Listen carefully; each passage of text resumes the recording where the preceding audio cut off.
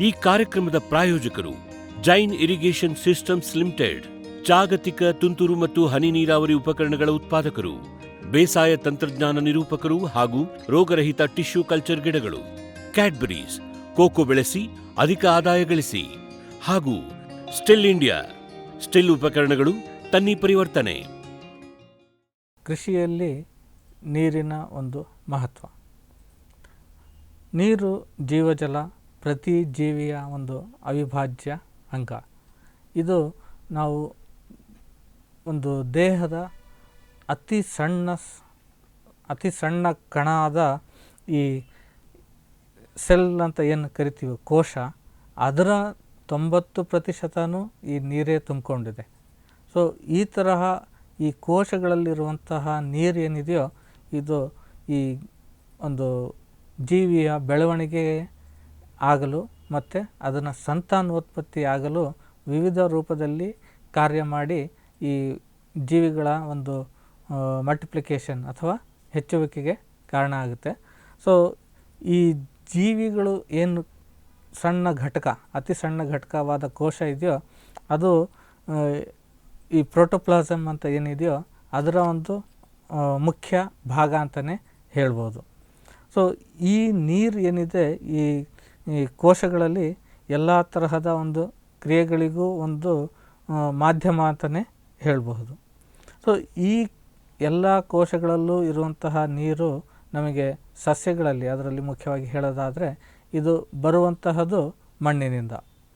So ಈ ಮಣ್ಣಿಂದ ಏನಿದೆಯೋ ನೀರು ಮಣ್ಣಿನಲ್ಲಿ ಬೇರೆ ಬೇರೆ ವಿಧ ಅಥವಾ ರೂಪಗಳಿಂದ ಗಿಡದ ಹತ್ತಿರ ಬರುತ್ತೆ, ಗಿಡ ಅದನ್ನು ಹೀರ್ಕೊಳ್ಳುತ್ತೆ.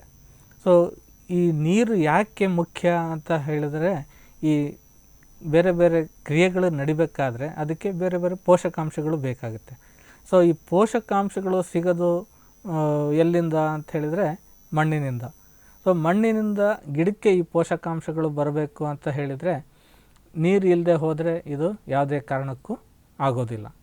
ಯಾಕಂದರೆ ಈ ನೀರಿನ ಒಂದು ವಿಶೇಷ ಗುಣ ಏನಿದೆಯೋ ಅದೊಂದು ಯೂನಿವರ್ಸಲ್ ಸಾಲ್ವೆಂಟ್ ಅಂತ ಏನು ಹೇಳ್ತೀವೋ, ಹೆಚ್ಚು ಕಡಿಮೆ ಸುಮಾರು ವಸ್ತುಗಳನ್ನು ಇದು ತನ್ನಲ್ಲಿ ಕರಗಿಸಿಕೊಳ್ಳುವಂಥ ಶಕ್ತಿ ಇದೆ. ಹಾಗಾಗಿ ಈ ನೀರು ಮಣ್ಣಲ್ಲಿ ಇದ್ದಾಗ ಇದು ಮಣ್ಣಲ್ಲಿರುವಂತಹ ಒಂದು ಪೋಷಕಗಳನ್ನು ತನ್ನಲ್ಲಿ ಕರಗಿಸಿಕೊಳ್ಳುತ್ತದೆ. ಸೊ ನೀರು ಯಾವಾಗ ಈ ಗಿಡಗಳಿಂದ ಹೀರ್ಕೊಳ್ಳಲ್ಪಡುತ್ತೋ ಆವಾಗ ಬರೀ ನೀರೇ ಬರೋದಿಲ್ಲ, ನೀರು ಜೊತೆಗೆ ಪೋಷಕಾಂಶನೂ ಬರುತ್ತೆ. ಸೊ ಈ ಥರ ಈ ಬೇರೆ ಬೇರೆ ಕ್ರಿಯೆಗಳಿಗೆ ಬೇಕಿರುವಂತಹ ಒಂದು ಶಕ್ತಿಯ ಮೂಲ ಅಥವಾ ಪೋಷಕಾಂಶಗಳು ಏನಿದವೋ ಇದು ನಮಗೆ ನೀರಿನ ಮುಖಾಂತರನೇ ಬರುತ್ತೆ. ಹಾಗಾಗಿ ನೀರು ತುಂಬ ಅತ್ಯಂತ ಒಂದು ಅವಶ್ಯಕ ವಸ್ತು ಸಸ್ಯಗಳಿಗೆ, ಅಥವಾ ನಾವು ಏನು ಬೆಳೆ ಬೆಳಿತೀವೋ ಕೃಷಿಯಲ್ಲಿ ನೀರು ತುಂಬ ಅಗತ್ಯ. ಸೊ ನಾವು ನೀರು ಕಡಿಮೆ ಇದ್ದಾಗ ಅದನ್ನು ಬರ ಪರಿಸ್ಥಿತಿ ಅಂತ ಹೇಳ್ತೀವಿ. ಬರ ಪರಿಸ್ಥಿತಿಯಲ್ಲಿ ನೋಡೋದಾದರೆ ಗಿಡಗಳು ಬಾಡಿ ಹೋಗ್ತವೆ, ಕೊನೆಗೆ ಹಾಗೆ ಪರಿಸ್ಥಿತಿ ಮುಂದುವರೆದ್ರೆ ಒಣಗಿ ಮತ್ತೆ ಬದುಕಲಾರ ಸ್ಥಿತಿಗೆ ಬಂದು ಸೇರ್ತವೆ. ಸೊ ಇದು ನೀರು ಕಡಿಮೆ ಆದಾಗ ಆಗುವಂತಹ ಒಂದು ಕ್ರಿಯೆ ಅಥವಾ ಒಂದು ಘಟನೆ ಅಂತ ಹೇಳ್ಬೋದು. ಸೊ ಮತ್ತೊಂದು ವೈಪರೀತ ಪರಿಸ್ಥಿತಿ ಅಂತ ಹೇಳಿದ್ರೆ ನೀರು ಹೆಚ್ಚಾಗೋದು. ನೀರು ಹೆಚ್ಚಾದಾಗ ಏನಾಗುತ್ತೆ, ಈ ಮಣ್ಣಲ್ಲಿ ನೀರು ಹೆಚ್ಚು ತುಂಬಿಕೊಂಡು ಅಂಥ ಸಮಯದಲ್ಲೂ ಗಿಡಕ್ಕೆ ಬೇಕಿರೋಷ್ಟು ನೀರು ತಗೊಂಡು ಹೆಚ್ಚಾದಾಗ ಮತ್ತೆ ಗಿಡ ಬಾಡೋದಕ್ಕೆ ಶುರುವಾಗುತ್ತೆ. ಸೊ ಹೀಗೆ ನಾವು ಈ ಘಟನೆಗಳನ್ನು ನೋಡಿದಾಗ ನಮಗೆ ನೀರು ಒಂದು ಲೆಕ್ಕಾಚಾರವಾಗಿ ಅಷ್ಟೇ ಬೇಕಾಗುತ್ತೆ. ಕಡಿಮೆ ಆದರೂ ಮತ್ತು ಹೆಚ್ಚಾದರೂ ಎರಡೂ ತೊಂದರೆನೇ. ಸೊ ಹಾಗಾಗಿ ನಮಗೆ ನಿಯಮಿತವಾಗಿ ಗಿಡಕ್ಕೆ ಬೇಕಿರೋಷ್ಟು ನೀರು ಕೊಡುವುದು ಕೃಷಿಯಲ್ಲಿ ತುಂಬ ಮುಖ್ಯ. ಸೊ ಹೀಗೆ ನಾವು ನೀರು ಕೊಟ್ಟಾಗ ನೀರು ಗಿಡದಲ್ಲಿ ಬರುತ್ತೆ. ಗಿಡದಲ್ಲಿ ಬರಬೇಕಾದ್ರೆ ಪೋಷಕಾಂಶಗಳನ್ನು ಎತ್ಕೊಂಡು ಬರುತ್ತೆ. ಸೊ ಇದಾದಮೇಲೆ ಮತ್ತೆ ನೀರು ಕೃಷಿಯಲ್ಲಿ ಅಥವಾ ಸಸ್ಯ ಜೀವದಲ್ಲಿ ಹೇಗೆ ಮುಖ್ಯ ಅಂತ ಹೇಳಿದರೆ, ನಾನು ಹೇಳಿದೆ ಈಗ ಮಳೆ ಕಡಿಮೆ ಇದ್ದಾಗ ಗಿಡ ಬಾಡುತ್ತೆ ಅಂಥೇಳಿ. ಸೊ ಯಾವಾಗ ಈ ಗಿಡಗಳು ಅದರ ಅಂಗಗಳು ಒಂದು ಸಂಪದ್ಭರಿತವಾಗಿ ಅಥವಾ ಗಟ್ಟಿಮುಟ್ಟಾಗಿ ಇರಬೇಕು ಅಂತ ಹೇಳಿದರೆ ಈ ಕೋಶಗಳಲ್ಲಿರೋ ನೀರಿನ ಅಂಶ ತುಂಬ ಮುಖ್ಯ. ನೀರು ಹೆಚ್ಚಿದ್ದಷ್ಟು ಎಲೆಗಳು ಅಗಲವಾಗಿ ಇರ್ತವೆ, ಗಿಡಗಳು ನೆಟ್ಟಗೆ ನಿಂತಿರ್ತವೆ. ಸೊ ಅದರಿಂದ ಈ ಹಸಿರು ಭಾಗ ಬೆಳಕಿಗೆ ಒಡ್ಡಿಕೊಂಡು ಸೂರ್ಯರಶ್ಮಿಯನ್ನು ಹೀರ್ಕೊಳ್ಳುತ್ತೆ. ಸೊ ಈ ಸೂರ್ಯರಶ್ಮಿ ಹೀರ್ಕೊಳ್ಳೋದಕ್ಕೆ ಅಗಲವಾದ ಎಲೆಗಳು ಬೇಕು ಅಥವಾ ನೆಟ್ಟಗೆ ನಿಂತ ಎಲೆಗಳು ಬೇಕಾಗುತ್ತೆ. ಸೊ ಈ ಗಿಡದ ಒಂದು ರಚನೆ ಏನಿದೆಯೋ ಆ ರಚನೆಯನ್ನು ಕಾಪಾಡಬೇಕು ಅಂತ ಹೇಳಿದರೆ ನೀರು ಬೇಕು. ಸೊ ಈ ನೀರು ಹೇಗೆ ಅಲ್ಲಿ ಹೋಗುತ್ತೆ ಅಂತ ಹೇಳಿದರೆ, ಇದು ಒಂದು ಗಿಡದಲ್ಲಿ ಉತ್ತಮ ಚಲನ ಶಕ್ತಿ ಹೊಂದಿದೆ. ಸೊ ಅದಕ್ಕೆ ವಿವಿಧ ಒಂದು ಕ್ರಿಯೆಗಳು ಅಥವಾ ಕಾರಣಗಳಿರ್ತವೆ. ಅದು ನೀರನ್ನು ಗಿಡದಿಂದ ಒಂದು ಭಾಗದಿಂದ ಇನ್ನೊಂದು ಭಾಗಕ್ಕೆ ತಲುಪಿಸ್ತವೆ. ಸೊ ಈ ತರಹ ಈ ಪೋಷಕಾಂಶಗಳು ಏನು ನೀರಿಂದ ಹೀರಲ್ಪಟ್ಟವೋ ಅವು ಎಲೆಗೆ ಹೋಗೋದಕ್ಕೂ ಈ ಗಿಡದಲ್ಲಿ ನೀರಿನ ಚಲನೆ ಏನಿದೆಯೋ ಅದು ಮುಖ್ಯ. ನೀರು ಇಲ್ಲದೆ ಹೋದರೆ ಈ ಪೋಷಕಾಂಶಗಳು ಎಲೆಯ ಭಾಗಕ್ಕೆ ಹೋಗೋದಿಲ್ಲ. ಎಲೆಯ ಭಾಗದಲ್ಲೇ ನಮಗೆ ಗಿಡದ ಒಂದು ಪ್ರಮುಖ ಕ್ರಿಯೆಯಾದ ದ್ಯುತಿ ಸಂಶ್ಲೇಷಣೆ ಏನಿದೆ ಅದು ನಡೆಯುತ್ತೆ. ಅದರಿಂದ ಆಹಾರ ಉತ್ಪತ್ತಿ ಆಗುತ್ತೆ. ಸೊ ಈ ತರಹ ಒಂದು ಆಹಾರ ಉತ್ಪತ್ತಿ ಆದಾಗ ಅದು ಅಲ್ಲೇ ಇಡೋದಕ್ಕಾಗೋದಿಲ್ಲ. ಅದು ಗಿಡ ಬೆಳವಣಿಗೆ ಆಗಬೇಕು ಅಂತ ಹೇಳಿದರೆ ಆ ಶಕ್ತಿ ಅಥವಾ ಆಹಾರ ಏನಿದೆ ಎಲ್ಲ ಭಾಗಕ್ಕೆ ಹೋಗಬೇಕಾಗುತ್ತೆ. ಸೊ ಹಾಗೆ ಹೋಗ್ಬೇಕಂದ್ರೂ ಮತ್ತೆ ಈ ನೀರಿನ ಚಲನೆ ಏನಿದೆ ಇದು ತುಂಬ ಮುಖ್ಯ. ಸೊ ಈ ತರಹ ಚಲನ ಸ್ವಭಾವ ಹೊಂದಿರುವಂತಹ ನೀರು ಏನಿದೆಯೋ ಇದು ಗಿಡದ ಬೆಳವಣಿಗೆಗೆ ಸಹಾಯಕಾರಿ. ಈ ನೀರು ಮತ್ತೆ ಹೇಗೆ ಚಲನೆ ಆಗುತ್ತಪ್ಪ ಅಂತ ಹೇಳಿದರೆ, ಮತ್ತೆ ಇದರಲ್ಲಿ ನೀರಿನ ಗುಣಗಳು ಏನಿದೆಯೋ ಪರಕರ್ಷಣ ಮತ್ತು ಸ್ವಕರ್ಷಣ ಗುಣ ಏನಿದೆಯೋ ಅದರ ಮುಖಾಂತರ ಈ ನಾಳಗಳಲ್ಲಿ ನೀರು ಏರ್ತಾ ಹೋಗುತ್ತೆ ಮತ್ತು ಅಲ್ಲಿಂದ ಇನ್ನೊಂದು ಭಾಗಕ್ಕೆ ತಲುಪುತ್ತೆ. ಸೊ ಈ ತರಹ ಗಿಡದಲ್ಲಿ ನೀರು ಚಲನೆ ಉಂಟು ಮಾಡುತ್ತಾ ಬೇರೆ ಬೇರೆ ಭಾಗಗಳಲ್ಲಿ ಓಡಾಡುತ್ತೆ. ಈಗ ಪ್ರಮುಖವಾದ ಭಾಗ ಅಂತ ಹೇಳಿದರೆ ಎಲೆ ಅಂತಲೇ ಹೇಳ್ಬೋದು. ಯಾಕಂದರೆ ಅಲ್ಲೇ ಹೆಚ್ಚಾದ ಕ್ರಿಯೆಗಳು ನಡೆಯೋದು. ಸೊ ಇಲ್ಲಿ ಆಹಾರ ಉತ್ಪತ್ತಿ ಮಾಡೋದಕ್ಕೆ ಕೆಲವು ರಾಸಾಯನಿಕ ಕ್ರಿಯೆಗಳು ನಡೀತಾ ಇರ್ತವೆ. ಅದಕ್ಕೆ ಈ ಎಲೆಕ್ಟ್ರಾನ್ಸ್ ಏನಿದೆಯೋ ಈ ಶಕ್ತಿಯ ಒಂದು ರೂಪ. ಸೊ ಈ ಶಕ್ತಿಯ ರೂಪವಾದ ಎಲೆಕ್ಟ್ರಾನ್ಸ್ ಉತ್ಪಾದನೆ ಆಗಬೇಕು ಅಂತ ಹೇಳಿದರೆ ಅದು ನೀರಿನಿಂದಲೇ ನಡೆಯುತ್ತೆ. ನೀರು ಒಂದು ಧ್ರುವೀಯ ಗುಣ ಹೊಂದಿರೋದ್ರಿಂದ ಅದು ಇರುವಂತಹ ಎರಡು ಏನು ಕಣಗಳಿದ್ದಾವೆ, ಆಮ್ಲಜನಕ ಮತ್ತು ಜಲಜನಕ, ಅವು ಬೇರೆ ಬೇರೆಯಾಗಿ ಆಮ್ಲಜನಕ ಒಂದು ಏನಿದೆಯೋ ಅದು ಈ ಎಲೆಕ್ಟ್ರಾನ್ಗಳು ಕೊಡೋದು ಮತ್ತು ತಗೊಳ್ಳೋದು ಏನು ಕೆಲಸ ನಡೆಯುತ್ತೋ ಅದರಲ್ಲಿ ಭಾಗಿಯಾಗಿರುತ್ತೆ. ಅದಿಲ್ಲದೆ ಹೋದರೆ ಈ ದ್ಯುತಿ ಸಂಶ್ಲೇಷಣಾ ಕ್ರಿಯೆಗೆ ಶಕ್ತಿನೇ ಸಿಗೋದಿಲ್ಲ. ಹಾಗಾಗಿ ಈ ನೀರು ಅಲ್ಲಿ ತುಂಬ ಪ್ರಮುಖ ಪಾತ್ರ ವಹಿಸುತ್ತೆ. ಅದಾದಮೇಲೆ ಮುಂದೆ ಏನಾಗುತ್ತೆ, ಈ ಆಹಾರ ಪದಾರ್ಥಗಳು ಏನು ತಯಾರಾಗಿರ್ತಾವಲ್ಲ, ಸೊ ಇವು ಬೇರೆ ಬೇರೆ ಥರದ ಆಹಾರ ಒಂದು ತಯಾರಾಗ್ತಾ ಇರುತ್ತೆ. ಅಂದರೆ ಅದಕ್ಕೆ ಈ ನಾವು ಎನ್ಸೈಮ್ಸ್ ಅಂತ ಹೇಳ್ತೀವಿ ಅಥವಾ ಕಣ್ವಕಗಳು ಅಂತ. ಸೊ ಈ ಕಣ್ವಕಗಳು ಕೆಲಸ ಮಾಡಬೇಕಂದ್ರೆ ಅವಕ್ಕೂ ಸಹ ನೀರು ಬೇಕಾಗುತ್ತೆ. ಈ ನೀರು ಇಲ್ಲದೆ ಹೋದರೆ ಆ ಕಣ್ವಕಗಳು ಕೆಲಸ ಮಾಡೋದಿಲ್ಲ. ಹಾಗೆ ಈ ಗಿಡದ ವಿವಿಧ ಮತ್ತಷ್ಟು ಕ್ರಿಯೆಗಳು ಏನಿದೆಯೋ ಅವು ಕುಂಠಿತಗೊಳ್ತಾ ಹೋಗುತ್ತೆ. ನೆಕ್ಸ್ಟ್ ನಾವು ಇದನ್ನು ನೋಡಿದಾಗ ಈ ನೀರು ಏನಾಗುತ್ತೆ, ಈ ಶರ್ಕರ, ಸಾರಜನಕ ಮತ್ತು ಇತರ ಸಂಕೀರ್ಣ ವಸ್ತುಗಳು ಏನು ಇರ್ತವೋ ಅವುಗಳ ಒಂದು ಸ್ವಭಾವಹರಣ ಮತ್ತು ಅಥವಾ ಅದನ್ನು ಒಂದು ವಿಭಜನೆ ಮಾಡೋ ಕ್ರಿಯೆಗಳಿಗೂ ಈ ನೀರು ತುಂಬ ಮುಖ್ಯವಾಗಿದೆ.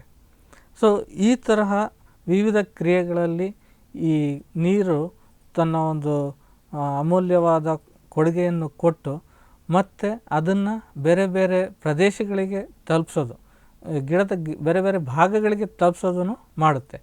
ಸೊ ಇದಾದ ನಂತರ ಏನಾಗುತ್ತೆ, ಈ ನೀರು ಆವಿಯಾಗಿ ಗಿಡದಿಂದ ಹೊರಗಡೆ ಹೋಗುತ್ತೆ. ಸೊ ಈ ಆವಿಯಾಗಿ ಹೊರಗಡೆ ಹೋಗಬೇಕಾದ್ರೂ ಇದು ಮತ್ತೊಂದು ಮಹತ್ವದ ಕಾರ್ಯ ಮಾಡುತ್ತೆ. ಏನು ಅಂತ ಹೇಳಿದರೆ, ಈ ಕ್ರಿಯೆಗಳು ಏನು ನಡೀತಾ ಇರುತ್ತೋ ಈ ಕ್ರಿಯೆ ನಡೆಯೋ ಸಮಯದಲ್ಲಿ ಹೆಚ್ಚು ಹೆಚ್ಚು ಉಷ್ಣತೆ ಉತ್ಪಾದನೆ ಆಗ್ತಾ ಇರುತ್ತೆ. ಯಾಕಂದರೆ ಒಂದು ಕ್ರಿಯೆ ನಡಿಬೇಕಾದ್ರೆ ಅದರಲ್ಲಿ ಈ ಎಲೆಕ್ಟ್ರಾನ್ಗಳು ಸೇರಿಕೊಂಡು ಇರೋದ್ರಿಂದ ಅವು ಶಕ್ತಿಯನ್ನು ಕೊಡ್ತವೆ ಮತ್ತು ಶಕ್ತಿಯನ್ನು ಹೀರ್ಕೊಳ್ತವೆ. ಸೊ ಈ ಥರ ಕ್ರಿಯೆಗಳಲ್ಲಿ ಹೆಚ್ಚು ಹೆಚ್ಚು ಒಂದು ಉಷ್ಣತೆ ಹೊರಗಡೆ ಬಂದಾಗ ಅದನ್ನು ನಾವು ಒಂದು ಹದ್ದುಬಸ್ತಿನಲ್ಲಿ ಇಡಬೇಕಾಗತ್ತೆ. ಗಿಡದ ಒಂದು ಬೆಳವಣಿಗೆಗೆ ಅಥವಾ ಉತ್ತಮವಾದ ಒಂದು ಬೆಳವಣಿಗೆ ನೋಡೋದಕ್ಕೆ ಅಂತ ಹೇಳಿದರೆ ಇದು ನಾವು ಹತೋಟಿ ಮಾಡಬೇಕಾಗುತ್ತೆ. ಸೊ ಈ ತರಹದ ಒಂದು ಉಷ್ಣತೆ ಏನು ಹೊರಗಡೆ ಬಂದಿರುತ್ತೋ ಈ ಉಷ್ಣತೆಯನ್ನು ಈ ದ್ರವರೂಪದ ನೀರು ಏನಿದೆಯೋ ಅದು ತನ್ನಲ್ಲಿ ಹೀರಿ ಇಟ್ಕೊಳ್ತಾ ಇರುತ್ತೆ. ಸೊ ಅದನ್ನು ನಾವು ಈ ಟೆಂಪ್ರೇಚರ್ ರೆಗ್ಯುಲೇಷನ್ ಅಂತ ಏನಿದೆಯೋ ಅದು ತುಂಬ ಮುಖ್ಯ. ಇದು ಆಗದೆ ಹೋದರೆ ಈ ತಯಾರಿಸಿದ ಆಹಾರ ಪದಾರ್ಥಗಳು ಏನಿದೆಯೋ ಅವು ಮತ್ತೆ ಕೆಟ್ಟು ಅಥವಾ ಅದು ಬೇರೆ ರೂಪಕ್ಕೆ ಹೋಗಿ ಆ ಗಿಡದ ಬೆಳವಣಿಗೆಗಾಗಲಿ ಅದನ್ನು ಒಂದು ಮಾನವರು ಅಥವಾ ಪ್ರಾಣಿಗಳ ಬಳಕೆಗೂ ಬರೋದಿಲ್ಲ. ಸೊ ಹಾಗಾಗಿ ಡಿನ್ಯಾಚುರೇಷನ್ ಅಥವಾ ಸ್ವಭಾವಹರಣ ಏನಿದೆಯೋ ಅದನ್ನು ತಡೆಗಟ್ಕೊಳ್ಳೋದಕ್ಕೂ ಈ ಒಂದು ವಾತಾವರಣ ಮತ್ತು ಸಸ್ಯದಲ್ಲಿರುವಂತಹ ಉಷ್ಣತೆಯ ಏರ್ಪೇರನ್ನು ಒಂದು ಹದ್ದುಬಸ್ತಿನಲ್ಲಿ ಇಡೋದಕ್ಕೆ ಈ ನೀರು ಕೆಲಸ ಮಾಡುತ್ತೆ. ಈ ಥರ ಅತಿ ಹೆಚ್ಚು ಶಾಖ ಏನು ಬಂದಿರುತ್ತೋ ಅದನ್ನು ಹೀರ್ಕೊಂಡು ಇದು ತನ್ನ ಸ್ವಭಾವ ಅಥವಾ ತನ್ನ ಒಂದು ರೂಪವನ್ನು ಬದಲಿಸಿ ಆವಿಯಾಗಿ ಮತ್ತೆ ವಾತಾವರಣಕ್ಕೆ ಹೋಗುತ್ತೆ. ಸೊ ಇದು ಒಂದು ರಾಸಾಯನಿಕ ಕ್ರಿಯೆಗಳು ಗಿಡದಲ್ಲಿ ಏನು ನಡೆಯುತ್ತೋ ಅದಕ್ಕೆ ಇವು ತುಂಬ ಮುಖ್ಯ ಅಂತ ಹೇಳ್ಬೋದು. ಇದಾದ ನಂತರ ಈ ಗಿಡದಲ್ಲಿ ಮತ್ತೆ ವಿವಿಧ ಕ್ರಿಯೆಗಳು ನಡೀತಾ ಇರ್ತವೆ. ಸೊ ಅದರಲ್ಲೂ ಈ ನೀರು ಏನಿದೆಯೋ ತುಂಬಾ ಮುಖ್ಯವಾದ ಒಂದು ಪಾತ್ರ ವಹಿಸುತ್ತೆ. ಒಂದು ನಾವು ಈಗ ಏನು ನೋಡಿದ್ವಿ ದ್ಯುತಿ ಸಂಶ್ಲೇಷಣ ಕ್ರಿಯೆ, ಆಹಾರ ಉತ್ಪಾದನೆ ಮಾಡೋದು. ಸೊ ಅದಾದಮೇಲೆ ಅದು ಬಳಸ್ಕೊಳ್ಬೇಕಾದ್ರೆ ರೆಸ್ಪಿರೇಷನ್ ಅಂತ ಏನು ಕ್ರಿಯೆ ನಡೆಯುತ್ತೋ ಅದರಲ್ಲೂ ಈ ನೀರು ಪ್ರಮುಖ ಪಾತ್ರ ವಹಿಸುತ್ತೆ. ಕೋಕೋ ಈಗ ಕರ್ನಾಟಕದ ವಾಣಿಜ್ಯ ತೋಟದ ಬೆಳೆಗಳಲ್ಲೊಂದು. ಅಧಿಕ ಇಳುವರಿಯ ಹೈಬ್ರಿಡ್ F1 ಗಿಡಗಳು ಕ್ಯಾಡ್ಬರಿ ನರ್ಸರಿಗಳಲ್ಲಿ ಮಾತ್ರ ಲಭ್ಯ. ಗಿಡ ಬೇಕಾದವರು ಕ್ಯಾಡ್ಬರಿ ಅಧಿಕಾರಿಗಳನ್ನು ಸಂಪರ್ಕಿಸಿ.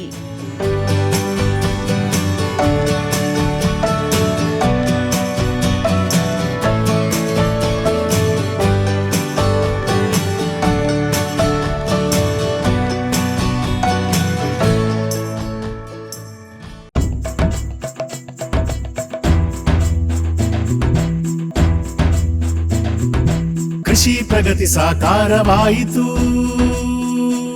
ಸ್ಟಿಲ್ ತಂತ್ರಜ್ಞಾನದಿ ಸಾಧ್ಯವಾಯಿತು, ಬದಲಾವಣೆಗೆ ಕಾಲ ಕೂಡಿ ಬಂತು. ಸ್ಟಿಲ್ ಉಪಕರಣಗಳು ತನ್ನಿ ಪರಿವರ್ತನೆ.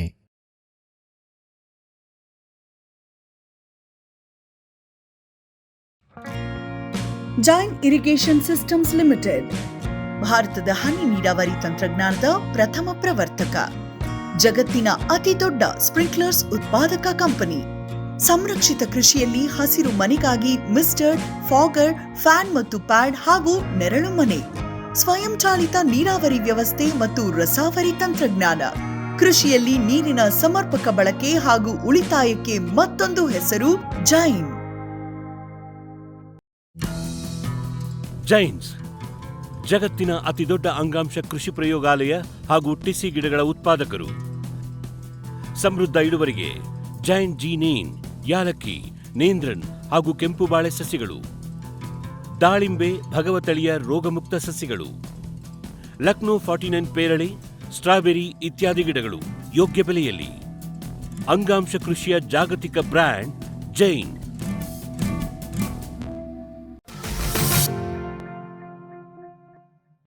ನಾವು ಈಗ ಆಗಲೇ ಚರ್ಚೆ ಮಾಡಿರೋ ಹಾಗೆ ಈ ಗಿಡದ ಒಂದು ಪೋಷಕಾಂಶ ಪೂರೈಕೆಗೂ ಇದು ಒಂದು ಮಹತ್ವದ ಪಾತ್ರ ವಹಿಸಿತ್ತು. ಅಂದರೆ ಮಣ್ಣಿನಲ್ಲಿರುವಂಥ ಪೋಷಕಾಂಶಗಳನ್ನು ಕರಗಿಸಿ ಗಿಡಕ್ಕೆ ತರೋದು, ಗಿಡದಿಂದ ಮತ್ತೆ ವಿವಿಧ ಕ್ರಿಯೆಗಳಿಗೆ ಬೇಕಿರುವಂಥ ರೂಪದಲ್ಲಿ ಅದನ್ನು ವಿಭಜನೆ ಮಾಡಿ ಅದನ್ನು ಶಕ್ತಿಯ ರೂಪ ಮತ್ತು ವಿವಿಧ ಒಂದು ಅಯಾನ್ಗಳ ರೂಪದಲ್ಲಿ ಕೊಡೋದು ಮಾಡ್ತು.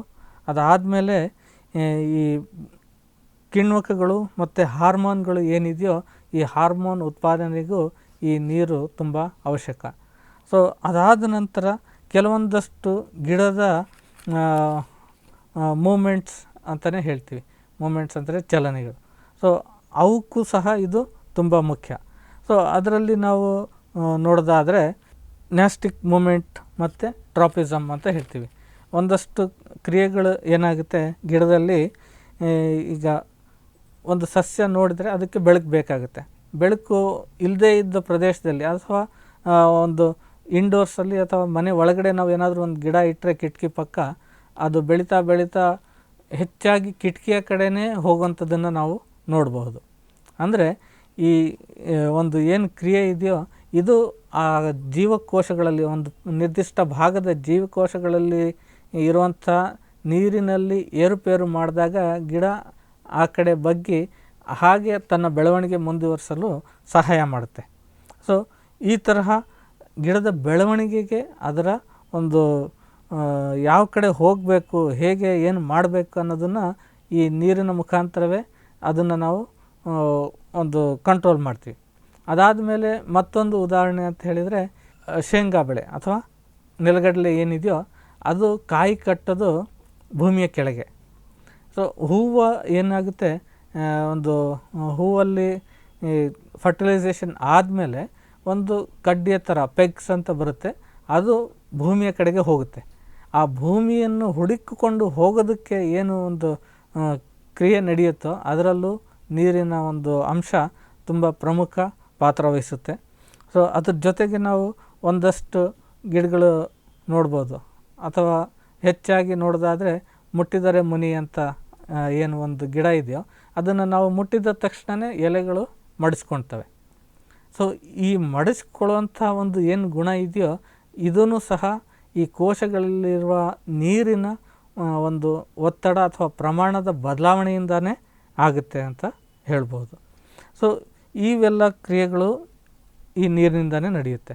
ಮತ್ತೊಂದಷ್ಟು ಪ್ರಮುಖ ಕ್ರಿಯೆಗಳನ್ನು ನಾವು ಹೇಳೋದು ಅಂತ ಹೇಳಿದರೆ ಒಂದು ಈ ಫೋಟೋ ಪಿರಿಯಾಡಿಸಮ್ ಅಂತ ಹೇಳ್ಬೋದು. ಅಂದರೆ ಬೆಳಕಿನ ಒಂದು ಅಳತೆ ಮತ್ತು ಅದ್ರ ಪ್ರಕಾರವಾಗಿ ಗಿಡದ ಬೆಳವಣಿಗೆ ಆಗೋದು. ನಾವು ಕೆಲವೊಂದು ಗಿಡಗಳನ್ನು ನೋಡ್ಬೋದು, ಅದು ಯಾವಾಗ ದಿನದ ಹೊತ್ತು ಕಡಿಮೆ ರಾತ್ರಿ ಜಾಸ್ತಿ ಆಗುತ್ತೋ ಆವಾಗ ಮಾತ್ರ ಹೂವು ಬಿಡುತ್ತೆ. ಸೊ ಇದಕ್ಕೆ ಹೇಗೆ ಗೊತ್ತಾಗುತ್ತೆ ಅಂತ ಹೇಳಿದರೆ ಈ ನೀರು ವಿವಿಧ ರಾಸಾಯನಿಕಗಳ ಜೊತೆ ಸೇರಿಕೊಂಡು ಒಂದಷ್ಟು ರಸಾಯನಗಳನ್ನು ತಯಾರು ಮಾಡುತ್ತೆ, ಅಂದರೆ ಪಿಗ್ಮೆಂಟ್ಸ್ ಅಂತ ಹೇಳ್ತೀವಿ. ಸೊ ಈ ಪಿಗ್ಮೆಂಟ್ಗಳು ಎಲೆಯಲ್ಲಿ ಏನು ಇರ್ತವೋ ಅವು ಬೆಳಕು ಬಿದ್ದಾಗ ಎಷ್ಟು ಹೊತ್ತು ಬಿದ್ದಿದೆ, ಅದರ ಒಂದು ಗುಣಮಟ್ಟ ಏನಿದೆ ಅಂತ ಹೇಳಿ ಅದನ್ನು ಗಿಡಕ್ಕೆ ಮಾಹಿತಿ ಕೊಡುತ್ತೆ. ಹಾಗೆ ಯಾವಾಗ ದಿನದ ಅವಧಿ ಕಡಿಮೆಯಾಗಿ ರಾತ್ರಿ ಅವಧಿ ಜಾಸ್ತಿ ಆಗುತ್ತೋ ಆವಾಗ ಆ ಗಿಡ ಹೂವು ಬಿಡೋದಕ್ಕೆ ಒಂದು ತಯಾರಿ ಮಾಡ್ಕೊಳ್ತದೆ. ಸೊ ಈ ಥರ ಈ ಪಿಗ್ಮೆಂಟ್ಸ್ ಏನು ಗಿಡದಲ್ಲಿ ಉತ್ಪಾದನೆ ಆಗ್ತವೋ ಅದಕ್ಕೂ ಈ ನೀರು ತುಂಬ ಮುಖ್ಯವಾಗಿದೆ. ಅದರ ಜೊತೆಗೆ ಕೆಲವೊಂದಷ್ಟು ಕ್ರಿಯೆಗಳು ಇರ್ತವೆ. ಈಗ ಗಿಡಗಳು ಫೋಟೋಮಾರ್ಫೋಜೆನಿಸಿಸ್ ಅಂತ ಹೇಳ್ತೀವಿ. ಅಂತ ಹೇಳಿದರೆ ಬೆಳಕಿನಿಂದ ಒಂದು ಸಿಗ್ನಲ್ ಪಡೆದು ಗಿಡದ ಬೇರೆ ಬೇರೆ ಭಾಗಗಳು ಯಾವ ರೀತಿ ಹೇಗೆ ಬೆಳಿಬೇಕು ಅನ್ನೋದನ್ನು ಅದು ಒಂದು ಕಂಟ್ರೋಲ್ ಮಾಡುತ್ತೆ. ಸೊ ಇದಕ್ಕೂ ಸಹ ಈ ನೀರು ಏನಿದೆಯೋ ಈ ಪಿಗ್ಮೆಂಟ್ ತಯಾರಿ ಮಾಡುತ್ತೆ, ಅದರಿಂದ ಅದು ಒಂದು ಸಂದೇಶ ಪಡೆದು ಗಿಡದ ಬೆಳವಣಿಗೆ ಆಗುತ್ತೆ. ಮತ್ತು ಸರ್ಕಾಡಿಯಮ್ ರಿದಮ್ಸ್ ಅಂತ ಇರುತ್ತೆ ಕ್ರಿಯೆ. ಸೊ ಅದು ಏನಂತ ಹೇಳಿದರೆ ಯಾವಾಗ ಬೆಳಗಾಯಿತು, ಯಾವಾಗ ಕತ್ತಲಾಯಿತು, ಗಿಡ ಈಗ ಯಾವ್ಯಾವ ಕ್ರಿಯೆ ಮಾಡಬೇಕು ಅನ್ನೋದನ್ನು ಹೇಳಿಕೊಡೋದಕ್ಕೆ ಇದೊಂದು ವ್ಯವಸ್ಥೆ ಮಾಡಿರುತ್ತೆ ಗಿಡದಲ್ಲಿ. ಸೊ ಹೀಗೆ ಈ ಕ್ರಿಯೆ ನಡೆಯೋದಕ್ಕೂ ಇದೇನೋ ಒಂದು ರಸಾಯನಗಳು ಉತ್ಪತ್ತಿ ಆಗ್ತವೋ ಇದಕ್ಕೂ ನೀರು ತುಂಬ ಮುಖ್ಯ. ಯಾಕಂತ ಹೇಳಿದರೆ ಹೇಗೆ ಅಂದರೆ ಈ ನೀರಿನ ಒಂದು ಗುಣದಿಂದ ವಿವಿಧ ರಸಾಯನಗಳು ಸೇರಿ ಒಂದು ಉತ್ಪನ್ನವಾಗುತ್ತೆ, ಒಂದು ಪಿಗ್ಮೆಂಟ್ ಅಥವಾ ಬೇರೆ ಬೇರೆ ವಿಧವಾದ ಒಂದು ರಸಾಯನಗಳು ಉತ್ಪತ್ತಿಯಾಗುತ್ತೆ. ಆ ರಸಾಯನಗಳು ನೀರಿನ ಮುಖಾಂತರ ಉತ್ಪತ್ತಿಯಾಗಿ ಅದು ಈ ಗಿಡದ ಬೇರೆ ಬೇರೆ ಕ್ರಿಯೆಗಳನ್ನು ಒಂದು ಡೈರೆಕ್ಷನ್ಸ್ ಕೊಟ್ಟು ನಡೀತವೆ. ಸೊ ಈ ತರಹ ಈ ನೀರು ಏನಿದೆಯೋ ಗಿಡದ ಬೆಳವಣಿಗೆ ಮತ್ತು ಗಿಡದಲ್ಲಿ ನಡೆಯುವಂತಹ ರಾಸಾಯನಿಕ ಕ್ರಿಯೆಗಳು, ಹಾಗೆಯೇ ಮುಂದೆ ಈ ನೀರು ಮಣ್ಣಿನಿಂದ ಹೀರ್ಕೊಂಡಿರುತ್ತೋ ಅದರ ಒಂದು ಭಾಗ ಅಷ್ಟೇ ಈ ಕ್ರಿಯೆಗಳಿಗೆ ಬಳಸ್ಕೊಂಡ್ರು, ಉಳಿದ 99 ಭಾಗ ಏನಿದೆಯೋ ಇದು ಈ ಗಿಡದಲ್ಲಿ ವಸ್ತುಗಳನ್ನು ಅಲ್ಲಿಂದ ಇಲ್ಲಿಗೆ, ಇಲ್ಲಿಂದ ಬೇರೆ ಭಾಗಗಳಿಗೆ ಸಾಗಿಸೋದಕ್ಕೆ ಅದನ್ನು ಬಳಸುತ್ತೆ. ಮುಂದೆ ಅದು ಆವಿಯಾಗಿ ಹೋಗೋದಕ್ಕಿಂತ ಮುಂಚೆ ಈ ಗಿಡದ ಉಷ್ಣತೆಯನ್ನು ಕಾಪಾಡೋದಕ್ಕೆ ಒಂದು ಅನುಕೂಲ ಮಾಡುತ್ತೆ. ಸೊ ಅದಾದಮೇಲೆ ಈ ಆಕ್ಸಿಜನ್ನನ್ನು ತೆಗೆದುಕೊಂಡು ಗಾಳಿಯಲ್ಲಿ ಗಿಡದ ಮುಖಾಂತರ ಹೊರಗಡೆ ಬರೋದರಿಂದ ಈ ಉಳಿದ ಜೀವಿಗಳಿಗೆ ಬೇಕಿರುವಂತಹ ಒಂದು ಆಮ್ಲಜನಕ ಅಥವಾ ಆಕ್ಸಿಜನ್ ಏನಿದೆಯೋ ಇದನ್ನು ತಲುಪಿಸುತ್ತೆ. ಹೀಗೆ ಈ ನೀರು ಅವಶ್ಯಕ. ಈ ನೀರು ಒಂದು ರೀತಿಯಲ್ಲಿ ನಮಗೆ ನೇರವಾಗಿ ಸಮುದ್ರ ಅಥವಾ ಮಣ್ಣಿನಿಂದಲೇ ಆವಿಯಾಗಿ ವಾಯುಮಂಡಲಕ್ಕೆ ಸೇರೋದಕ್ಕಿಂತ ಈ ಗಿಡದ ಮುಖಾಂತರ ಹೋದಾಗ ನಮಗೆ ಆಹಾರ ತಯಾರಾಗುತ್ತೆ, ಬದುಕೋದಕ್ಕೆ ಆಕ್ಸಿಜನ್ ಉತ್ಪತ್ತಿ ಮಾಡುತ್ತೆ, ಮತ್ತು ಈ ವಾತಾವರಣವನ್ನು ತಂಪಾಗಿಡೋದಕ್ಕೂ ಇದು ಸಹಾಯ ಮಾಡುತ್ತೆ. ಸೊ ಈ ತರಹ ನಾವು ಈ ನೀರು ಗಿಡಗಳಲ್ಲಿ ಅಥವಾ ಸಸ್ಯಗಳಲ್ಲಿ ಹೋದಾಗ ಅದರ ಒಂದು ಕ್ರಿಯೆಗಳೇ ಬೇರೆ ಮತ್ತು ಅದರಿಂದ ಉಪಯೋಗಗಳೇ ಬೇರೆಯಾಗಿರ್ತವೆ. ಸೊ ಹಾಗಾಗಿ ನಾವು ಆದಷ್ಟು ಈ ಕಾಡುಗಳು ಬೆಳೆಸೋದು ಹಾಗೆಯೇ. ಈ ಕಾಡುಗಳು ಬೆಳೆಸೋದ್ರಿಂದ ನಮಗೆ ಈ ನೀರಿನ ಮತ್ತಷ್ಟು ಸದುಪಯೋಗ ಆಗಿ ನಾವು ಅದನ್ನು ಒಂದು ಈ ಗ್ರಹದಲ್ಲಿ ಏನು ಜೀವಿಗಳು ಬದುಕ್ತಾ ಇದ್ದೀವೋ ಅದಕ್ಕೆ ಒಂದು ಆಧಾರವಾಗುತ್ತೆ. ಹೀಗೆ ಸಸ್ಯಗಳಲ್ಲಿ ನೀರು ಅತಿ ಮುಖ್ಯವಾದ ಒಂದು ಅಂಗ ಅಂತಲೇ ಹೇಳ್ಬೋದು. ಸೊ ಇದು ಗಿಡದ ಭೌತಿಕ ಮತ್ತು ರಾಸಾಯನಿಕ ಕ್ರಿಯೆಗಳಲ್ಲಿ ಭಾಗಿಯಾಗುತ್ತೆ. ಸೊ ಈಗ ಒಟ್ಟಾರೆ ಹೇಳೋದಾದರೆ ಭೌತಿಕ ಕ್ರಿಯೆಗಳಾದ ಈ ಚಲನೆ, ಗಿಡದಲ್ಲಿ ವಿವಿಧ ಭಾಗಗಳಿಂದ ಅಥವಾ ನಾವು ಏನು ಮಣ್ಣಿನಿಂದ ಎಲೆಗೆ ಬೇಕಿರುವಂಥ ಪೋಷಕಾಂಶ ತಲುಪಿಸೋದಿರ್ಬೋದು, ಅಥವಾ ಸಸ್ಯಗಳಲ್ಲಿ ತಯಾರಾದ ಆಹಾರ ಎಲೆಯ ಭಾಗದಿಂದ ಗಿಡದ ಇತರೆ ಭಾಗಗಳಿಗೆ ಒಂದು ತಲುಪಿಸೋದಕ್ಕೆ ಏನು ಒಂದು ಭೌತಿಕ ಚಲನೆ ಉಂಟಾಗುತ್ತೆ, ಅದಕ್ಕೆ ಈ ನೀರು ತುಂಬ ಪ್ರಮುಖ ಕಾರಣ ಆಗಿರುತ್ತೆ. ಹಾಗೆ ಈ ತರಹ ಒಂದು ಭೌತಿಕ ಕ್ರಿಯೆ ಏನಿದೆಯೋ ಇದಕ್ಕೆ ಬಳಸಿಕೊಂಡ 99% ಭಾಗ ಕೆಲಸ ಮಾಡುತ್ತೆ. ಉಳಿದ ಕೇವಲ 1% ಅಥವಾ 1% ಭಾಗ ಏನಿದೆಯೋ ನೀರು ಆ ಗಿಡದಲ್ಲಿರುವಂತಹ ರಾಸಾಯನಿಕ ಅತಿ ಮುಖ್ಯವಾದ ರಾಸಾಯನಿಕ ಕ್ರಿಯೆಗಳಿಗೆ ಇದು ಅನುಕೂಲ ಮಾಡಿಕೊಡುತ್ತೆ. ಸೊ ಈ ತರಹ ನೀರು ಈ ಸಸ್ಯದ ಅಥವಾ ಬೆಳೆಯ ಬೆಳವಣಿಗೆಗೆ ತುಂಬ ಮಹತ್ವವಾದ ಒಂದು ಪರಿಕರ ಅಂತಲೇ ಹೇಳ್ಬೋದು. ನಾವು ನೀರಿನ ಒಂದು ಮಟ್ಟ ಏನಿದೆ ಆ ಮಣ್ಣಿನಲ್ಲಿ ಸರಿಯಾಗಿ ಒಂದು ಮೇಂಟೈನ್ ಮಾಡಿದರೆ ಅದು ಗಿಡದ ಒಂದು ಉತ್ಕೃಷ್ಟವಾದ ಬೆಳವಣಿಗೆ ಮತ್ತು ಉತ್ಕೃಷ್ಟ ಗುಣಮಟ್ಟದ ಉತ್ಪಾದನೆಯನ್ನು ಮಾಡೋದಕ್ಕೆ ಸಹಕಾರಿಯಾಗುತ್ತೆ. ಸೊ ಹೀಗೆ ನಾವು ನೀರಿಲ್ಲದೆ ಸಸ್ಯ ಅಥವಾ ಬೆಳೆ ಬೆಳೆಯೋದನ್ನು ಊಹಿಸಿಕೊಳ್ಳೋದು ಕಷ್ಟ ಸಾಧ್ಯ. ಈ ಕಾರ್ಯಕ್ರಮದ ಪ್ರಾಯೋಜಕರು ಜೈನ್ ಇರಿಗೇಷನ್ ಸಿಸ್ಟಮ್ಸ್ ಲಿಮಿಟೆಡ್, ಜಾಗತಿಕ ತುಂತುರು ಮತ್ತು ಹನಿ ನೀರಾವರಿ ಉಪಕರಣಗಳ ಉತ್ಪಾದಕರು, ಬೇಸಾಯ ತಂತ್ರಜ್ಞಾನ ನಿರೂಪಕರು ಹಾಗೂ ರೋಗರಹಿತ ಟಿಶ್ಯೂ ಕಲ್ಚರ್ ಗಿಡಗಳು, ಕ್ಯಾಡ್ಬರೀಸ್, ಕೋಕೋ ಬೆಳೆಸಿ ಅಧಿಕ ಆದಾಯ ಗಳಿಸಿ, ಹಾಗೂ ಸ್ಟಿಲ್ ಇಂಡಿಯಾ, ಸ್ಟಿಲ್ ಉಪಕರಣಗಳು ತನ್ನಿ ಪರಿವರ್ತನೆ.